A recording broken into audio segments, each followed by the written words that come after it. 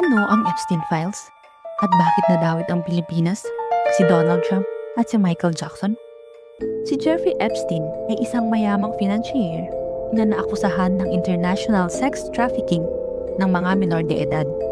Sinasabi ng mga dokumento na nagdala umano siya ng mga kabataan sa iba't ibang lugar, kabilang ang isang pribadong isla na tinatawag na Little St. James na kilala rin bilang Epstein Island. Dito umano dinadala ang ilan sa mga minor de edad sakay ng private plane ni Epstein, kasama ang ilang mga bisita. Matapos ilabas ang libu-libong dokumento o tinatawag na Epstein Files, maraming kilalang personalidad ang nabanggit. Kasama na nga rito si Donald Trump. Lumabas ang pangalan niya sa ilang records at testimonya.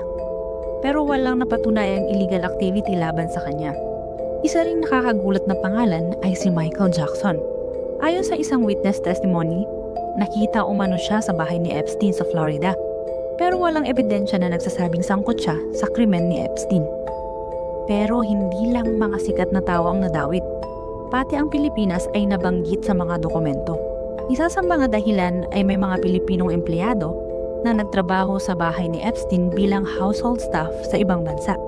May ulat din na may Philippine-based online team na inupahan para tumulong linisin ang pangalan ni Epstein sa internet.